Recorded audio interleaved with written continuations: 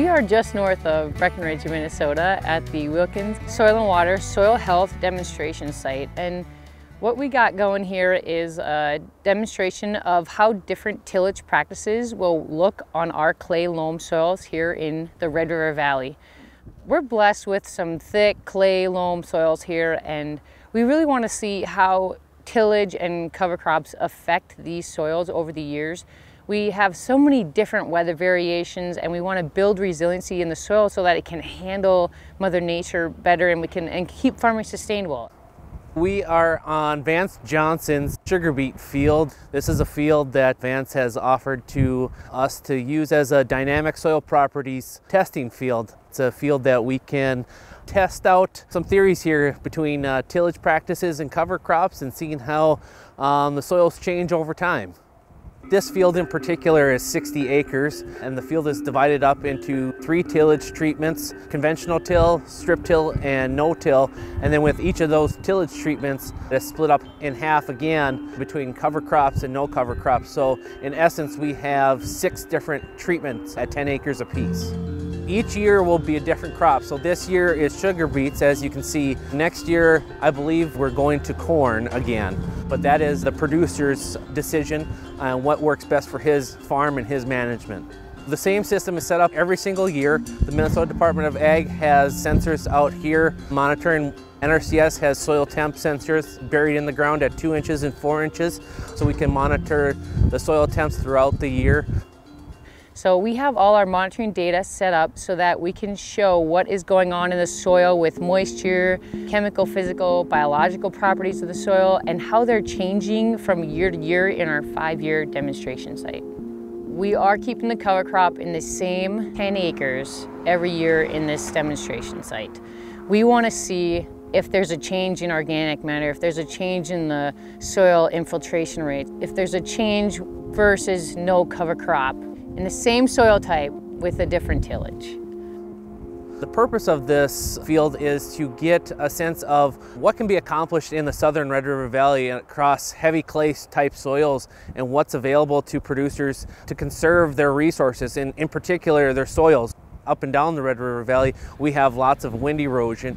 Sugar beet fields tend to blow during the fall, winter, and spring, and so one of our purposes is to prevent that wind erosion. How can we change our soil properties and make it sustainable for the future? So that's why we're looking at what's maybe the best option: conventional till, strip tillage, or no-till, incorporating cover crops or no cover crops. We don't know the answer, and that's why we're out here testing these different theories, especially on a 4-crop rotation. We've had a lot of cover crops in corns and soybeans, but not very many incorporating with the 4-crop rotation: corn, soybeans, wheat, and sugar beets. As you look across the valley, 80% of these farmers are conventional till. So you would think conventional's got to be the most profitable, right? This is what farmers are doing, there's a reason they're doing it. But surprisingly, so far, year 1, our most profitable field or plot would have been the no-till, no cover crop. Mother Nature plays a big role, and we can all see that. Every year is going to be different. So if it was a wet year, who knows what we would have saw. Because planting was delayed this spring across the region, the crops are, as far as tonnage-wise, lower than they normally are. What I've been hearing is anywhere between 18 and 22 tons per acre, where your normal is in the mid-20s to 30s, depending on the given year.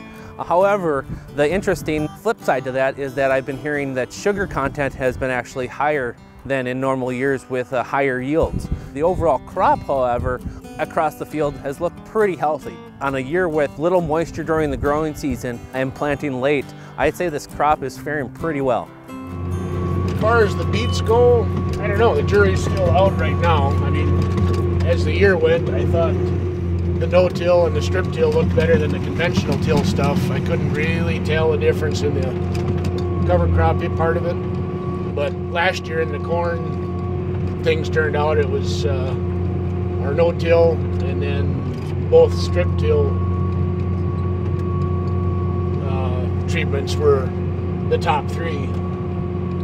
And kind of, I would say, as you would expect it, because we were a dry year last year, and of course a dry year again this year, just kind of looking at the minimum till, probably keeping more moisture around to help us out. So The plan is to do it over 5 years and see if we can track some changes, see what works. Sugar beets are important in this region because our soils allow for another crop for producers to diversify their operations. The major steps of sugar beet harvest include basically what we call topping the beets, where an operator will come in with a tractor and basically a big mower essentially. And what they'll do is they'll drive across the field and top the beets. What they're doing is they're cutting off that green foliage, preparing those beets and stopping the growth and preparing them for harvest. Once that's done, then what will happen is the tractor will hook up to what we call a lifter, and they will come in and basically drive on the rows where the sugar beets are, and they'll pop them out of the ground, and then they'll go through the lifter and then be augered into the truck that's driving next to the lifter. And then once that's done, then the trucks will take them to the beet piles, depending on where the field is at, or directly to the factory. So our precision for planting, our precision for harvesting has grown phenomenally in the last decade. That he can be exactly 6 inches over from where he was the previous year, or he can be exactly on the same row where he was the previous year because of our GPS technologies. Fertilizer is a big thing when it comes to GPS and knowing where and how much is put down and what spot. So the GPS technology has grown phenomenally. I say every year that auto steer and a lifter has been a godsend. I'm running auto steer, following my planter pass, but as we go through ditches and through the field, the planter will move around a little bit, sway from side to side, so I need to adjust every once in a while on the nudge just to stay on it, even with my RTK. I suppose if I had implement steering on my planter, that would probably eliminate that need, but I haven't gone that far with it, so yeah, we'll go until 2, and then we'll bring trucks back, load them up for tomorrow, and then we'd go back to the yard. The trucks can't deliver anymore at 2, so then we'll just load trucks up for tomorrow for the morning. So we'll come back, I'll load the trucks up, and then service and fuel the equipment, be ready to go for this evening, and then go home.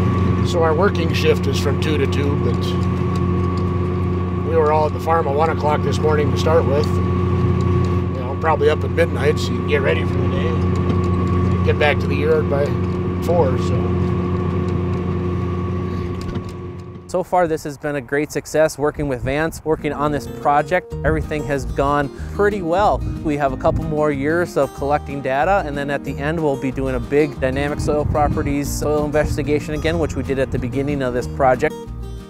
We've had dry springs, a little bit of moisture to get the crop started, but then we have been dry. We've been very dry both years, and so we have a soil health program going on right now with a lot of these farmers, and I've done 50-some field visits this fall, these last 3 weeks, and the ground is just rock hard. I can see that this field has been in no-till for 3 years because I can get that shovel in. Adding additional practices, that's when we see the change. So every year we sit and we make a plan. The first year it was wheat, so that was easy after the ditching. We put in a turnip, radish, rye, vetch, pea, cowpea, winter pea mix, and we had a great take in it. And then we had a couple come back in the spring. It looked really good. Going into beets, 2 days ago, we flew on our new mix. So this one's gonna be camelina, flax, rye, turnip, radish, peas, oats.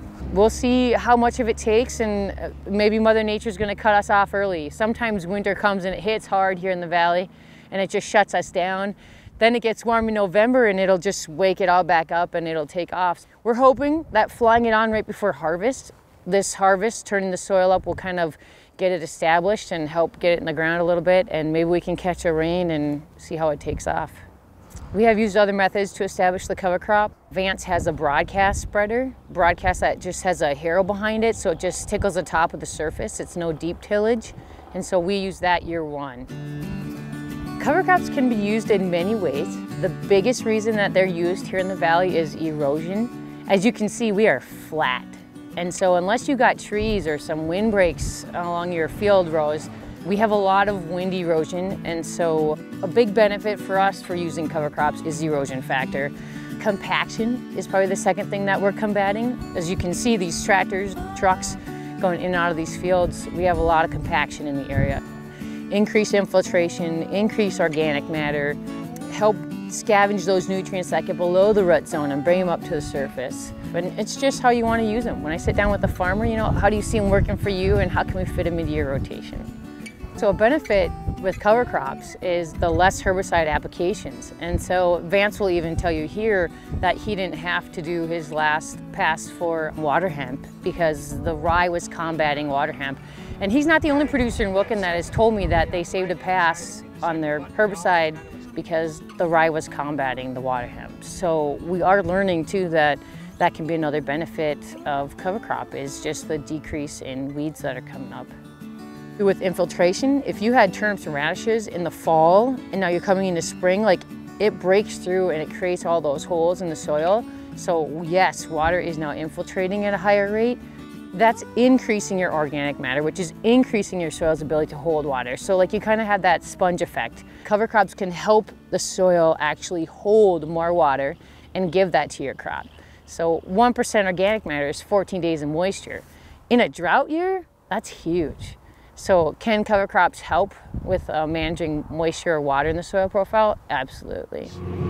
What got me started is I've got some stuff northeast of here by Rotsay that's in the hills. I started no-tilling that about 12 years ago just because I was getting some serious side hill erosion, water washing, that kind of thing. So I decided I had to do something different and then started adding some cover crops to that.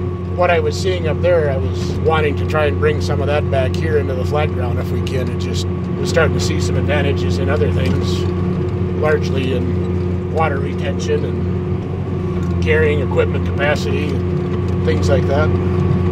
I think overall it's a good thing. Like I say, I like what I'm seeing and some of the benefits. You know, probably my biggest selling point that I really thought I had to bring it out of the hills down here was, you know, a couple, 4 or 5 years ago, I had some beans I had to spray and we picked up 5 inches of rain, like on a Monday, Tuesday type of rain event, and by Friday I was in the field spraying and wasn't leaving any ruts or anything. So, whereas normally you'd be rutting through it from end to end just to get it done. Kind of one of those aha moments. This spring was a fairly wet spring, and I've got a fair amount of beans that I no-tilled into standing cereal rye. And actually, yeah, it helped carry the equipment and keep you from picking up mud anyway, so you don't ball up the planter. It seems like it helps. One thing I did notice, of course, as the year went on, it kind of lost some of its punch, but when we were spraying, it seemed like we had a little better weed control where we had the cover crops versus where we didn't have cover crops. And then as we got into the summer, some of the water hemp and stuff started coming through the cover crop stuff eventually anyway. But there'd be 1 or 2 less tillage passes, I guess, with it. Most of my cover crops I've done, I put it down. I put an air seeder box on like a super coulter, so I coulter stuff in after harvest. So I've still got that very light tillage pass, putting my cover crop down. But then in the spring, tillage is optional. If I don't need to it and I can just go right in and seed into it, then I can eliminate that one. And if I need to work it in the spring, it ends up being a coulter pass again in the spring, which is a pretty easy, pretty quick, pretty cheap pass. You'd be using less fuel. Probably the biggest thing is just some savings in fuel. I've noticed it. We use our cat tractor for both either chisel plowing or running our coulter. That's got a nice little, on their CBIS machine or their monitor, tracks your fuel per acre. And putting coulters down, you'll run maybe 3/10 of a gallon per acre. Versus if you're running a chisel plow, we're running 1.2 to 1.3 gallons per acre each pass. So over time, that'll all add up. I'm seeing an advantage in my soybeans. And as far as the other crops go, I'd say the jury's still out. I haven't seen that it's hurt me, and I just don't know that there's any yield advantage to it as far as that goes.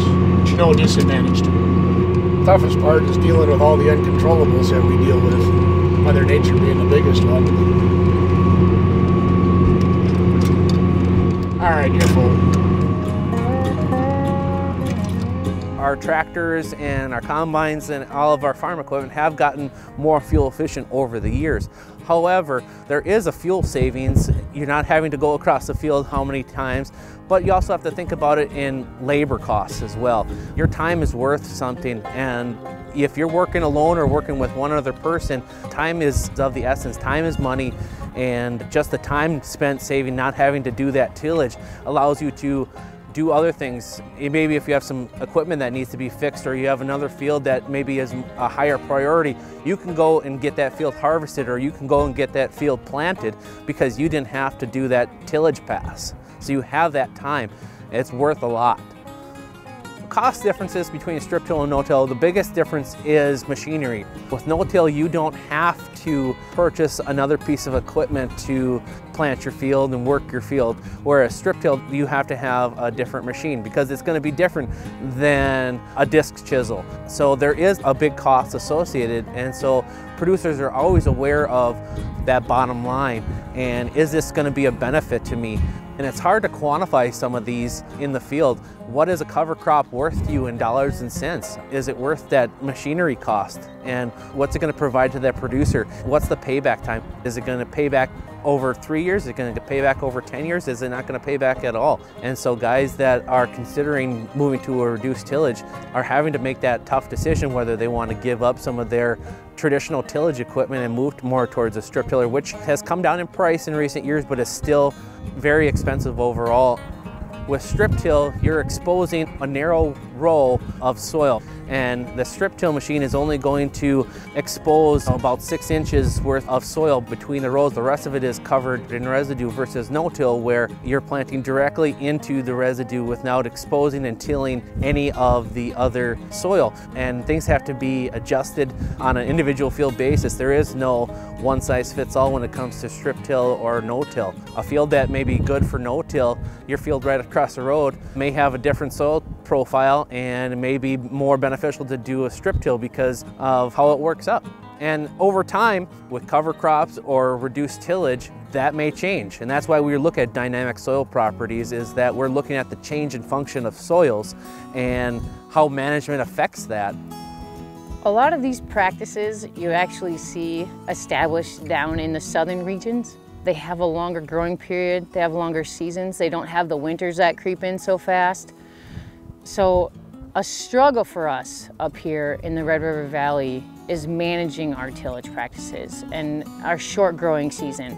So we have been trying to find something that would fit up here.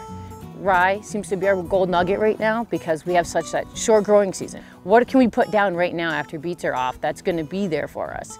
We can't grow anything right now because it's so dang cold, but it's going to be finding what tillage treatment and cover crop and when can we get it down and when can we get it established and how can we keep it there so it benefits us fall through spring. That's the challenge. We'll have that for a while until we can find what works for us. The toughest part of it is what worked this year in a dry year, may or may not work next year in a wet year. The tough part is to try and read between the lines here, what's working and what's not working on a long-term basis. So hard to say, well, if you do this, this, this, and this, you'll have success. Well, not necessarily, which makes it tough. Vance has worked with NRCS for many, many years now. He's a very good person to work with, and our relationship is phenomenal, and he has benefited and used our available programs, and he's been one of those pioneers that have kind of opened the door to other producers for us. Vance is involved with EQIP right now. He's involved with residue management, so our no-till, strip-till practices, as well as cover crop practices. He was involved with CSP as well. Yeah, I've worked with NRCS for probably 12, 15 years just on various other programs. It's been pretty easy to work with them. I worked with John and one or two people before. NRCS would be a good point of information, point of contact to maybe try and get some ideas. It's always a good place to start. fields. If you're at all interested in what Vance is doing, we can sit down and go through your farm and see what may work with you. It may be only cover crops, it may be only residue management, it may be something completely different. We can ask you some questions that may just turn on a light bulb and say, hey, I never thought about that. And so there's opportunities for you out there, and we want to work with you, so please stop in and visit with us. There's many NRCS offices located throughout the country and in the state, and they'll be more than willing to work with you. If a farmer is looking at getting info on what are we doing out here, or how to incorporate some different tillage or cover crops, what's working for us, what's working in the valley, come see us and we'll just go over some options and play out some ideas on how it would look on your farm. I think it's important to build our soil's resilience for the generations to come, to keep the soil where it needs to be, not in the ditch, because that's not working for anybody, but then the longevity of farming. We need farmers to feed the world, and we got to keep it sustainable and profitable. Change is inevitable. There's definitely guys that are never going to adopt a new practice because this is what their dad's dad did, and they are profitable. But Mother Nature has changed, and cropping systems have changed, just like your seed sources have changed. Cover crops are not such a scary thing in Wilkins County right now. We covered over 6,000 acres of cover crops last year in Wilkins, and the year before it was only 1,000. It's becoming normal here. It's something that farmers are looking at adopting, and they're seeing it's profitable. I think the biggest thing is just change. You know, I've had a couple of people question me just because it's something completely different, not what our dads and grandpas did, per se. But for the most part, I think everybody's genuinely curious. There's been a fair amount of guys, I guess, the last year or two that have kind of gone the way of putting some cover crops in there. I know of a few other guys around the area playing with some, trying to interseed some cover crop into the sugar beets before harvest. There's getting to be more and more people playing with it. I think just seeing it kind of generates interest. And then as people start to have success with things, you know, obviously creates more excitement to it, I think. As far as advice goes, have a plan what you're wanting to try to accomplish. And maybe start small, just to get your feet wet and try some things before you throw it across all the acres. That way, if you do have a mistake or something goes wrong, it's not really detrimental. It's a good learning experience. When you see someone else that's doing it, ask questions. I mean, you talk to other guys that are using soil health practices or minimum till, seem to be a lot more willing to share successes, failures, just some things that they're doing. The biggest thing is, though, that there is no one playbook. You almost have to dabble with it, kind of figure it out for yourself, really. I mean, you can get some hints and ideas from other people and learn what not to do, but the best way to learn what not to do is to mess it up yourself.